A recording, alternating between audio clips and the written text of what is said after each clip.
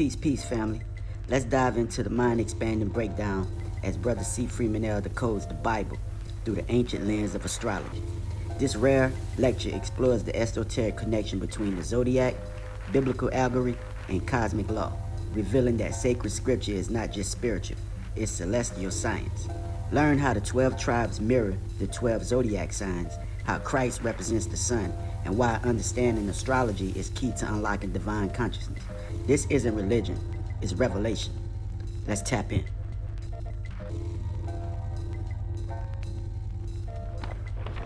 The Son of Righteousness is your medulla oblongata. When you see these, right, the mouth of God, very good, my brother. When you see these wings around anything, it means power over or the power of. When you see a pair of wings around anything or anyone, the power of or the power over. Okay.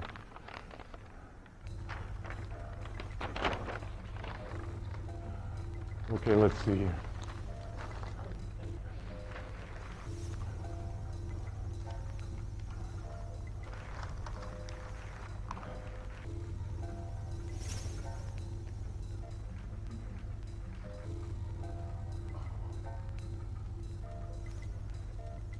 I won't get into the Jubilah, Jubilome, and Jubilam.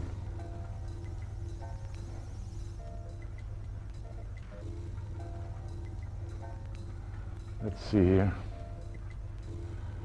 In the book of Ezekiel, there's the story of the 4 beasts.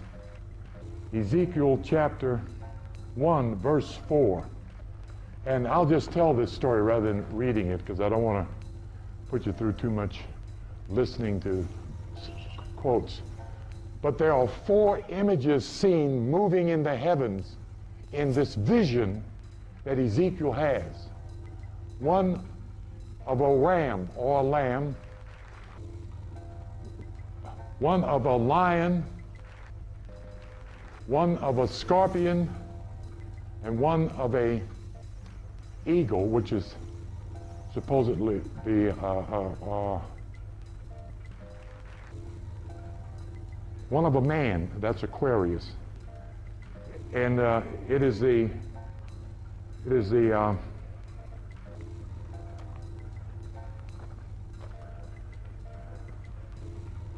where's my little?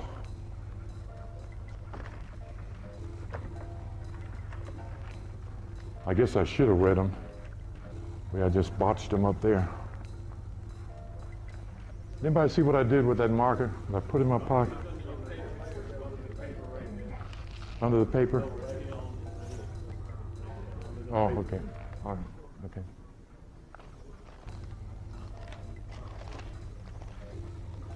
Okay, thank you. Okay.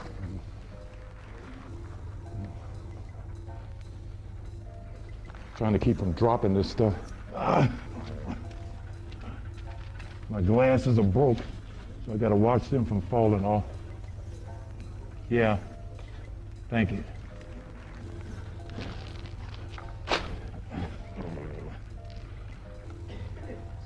Yeah. Hold on, I'm getting ready to correct myself here, because I want to give it out correct. Ezekiel chapter 1, verse 4, I think it is. My intent is to read this stuff so that I don't sound like I'm quoting my Bible instead of the Bible. You know, some brothers have their own Bible.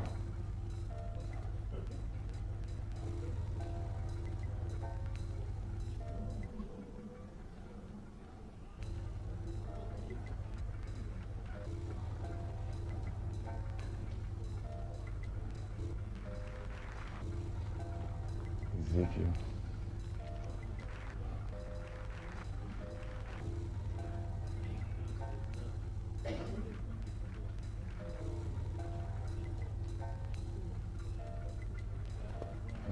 Okay. Ezekiel chapter 1, verse 4. And I looked, and behold, a whirlwind came out of the north, a great cloud and a fire enfolding itself, and a brightness was about it, and out of the midst thereof, as the color of amber, out of the midst of the fire.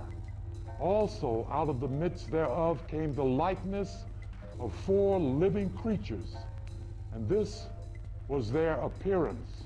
They had the likeness of a man, and every one had 4 faces, and every one had 4 wings, and their feet were straight feet, and the sole of their feet was like the sole of a calf's foot.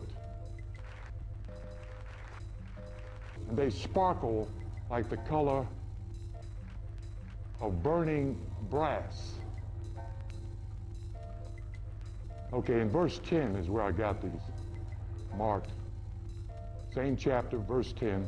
As for the likeness of their faces, they 4 had the face of a man, the face of a lion on the right side, and the 4 had the face of an ox or bull on the left side.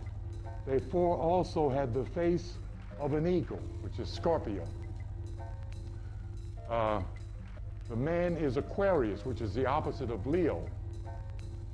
And so you have the 4 cardinal points in the heavens. Now, it's important that I explain this because Elijah Muhammad and the other brother, York, Dr. York, tried to give that to the spaceships, okay?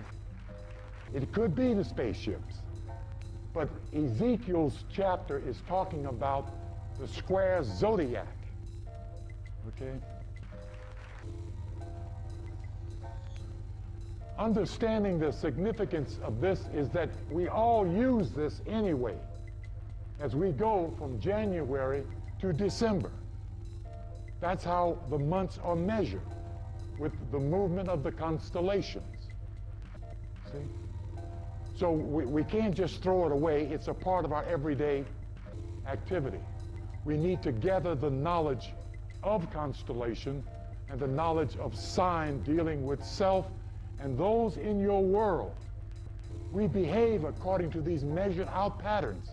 Doesn't matter as to whether you believe it or not. Like the sister told me out in front of the store, I don't believe in astrology. I said, well, that's good, sister. You certainly shouldn't believe in something you don't understand. Called myself being clever that day. But we're so narrowed in our views. You know, one thing the brother kept saying is expand your consciousness, okay? We're trying to find our truth, higher knowledge, and the clarity of knowledge. We want our world to make sense. We want to be able to understand ourselves and each other and the world that's happening around us. There are days that are for you all the way, where all you got to do is be outside somewhere and good things come your way. But if you don't have any idea of that, you'll stay home and smoke something while your stuff passes you by, you know? And then you start wondering, I don't never get no break or nothing. God don't love me. Oh, we can do that pity party to death. Right. Change your psychology, particularly about yourself. Measure out something that you desire, not something you need. Everything you need, you have inside. Everything out here is desire, is what you want or don't want. Or you're convinced yourself that you're not worthy of it, or you can't, or you don't know how, or you ain't got, you know. That's what gets you into the pity party. That's called self-sabotage. Talk yourself out of it, you know. And probably the greatest test of that, when you get to this level, Ask God for a number, and he'll give it to you. And you won't play it. And it'll come out. You know? The problem is not with God, not with the universe.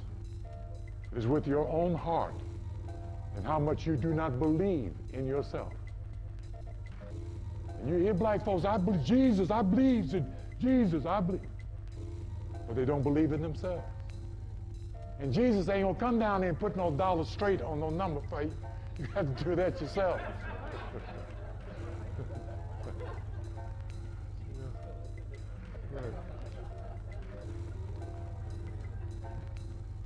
This concept of money is a symbolism which makes the universe full in its abundance of wealth. Noble Drew Ali told the Moors of 1920 and 23, each Moor stood to inherit $1 million each. That's what he told poor black folks during the Depression, when they were eating chicken bones and rice. And black folks couldn't even dream, nor hope, or wish they could become a millionaire. They dared not. And every time you pick up the paper in some part of America, somebody just won some millions of dollars. Where's yours?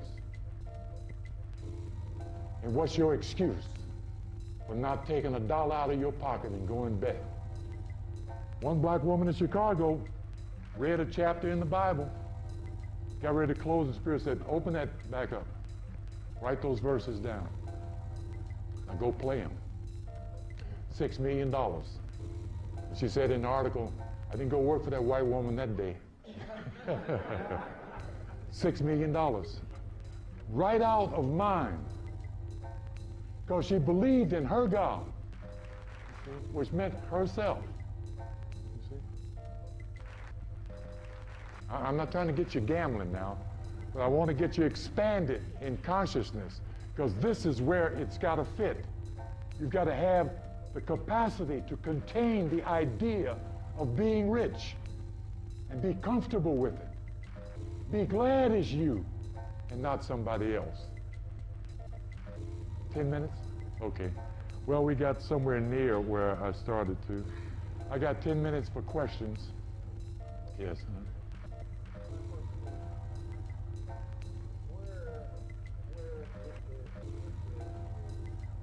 Correlation between the Moors, the Lemurians, the Atlanteans, the Egyptians. Is there correlation between that history or? Yeah, it is, but it's in biblical mythological form. It's in the Book of the Mormons. Yes, the Mormons.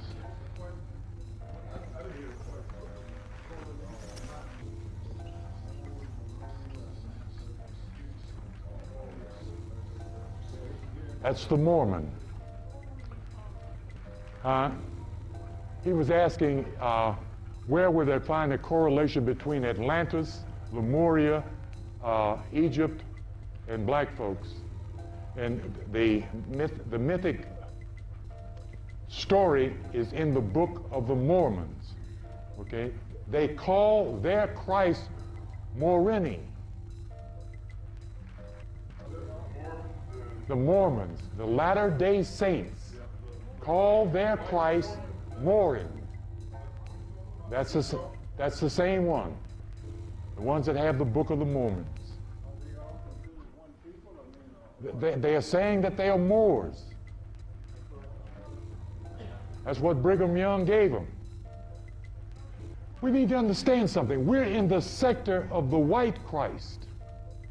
If you want to know why you keep seeing all these pictures of a white Jesus, that's where we are. In this sector, Christ is white. Jesus is black. Christ is white. That's the way it is. Muhammad is black. Buddha is black. Krishna is black. And all the rest of them are black. But we're in the West. They gave him the West. So they gave him a white Christ. Moriel is the first one that I can think of. That's where you are. But if your heart is open with love, it doesn't matter. You'll still be wanting to do the right thing. Instead of trying to find out how to zap somebody, find out if you are a healer. There's a healer in here. There's a miracle worker in here. There's a visionary and a prophet and a prophetess in this room. Stop underestimating yourself. Yes, sir.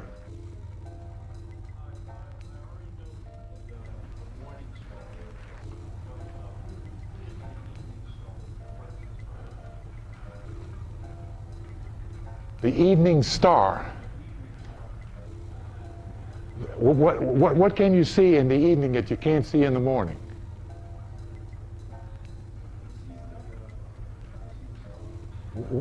When you close your eyes, what do you have?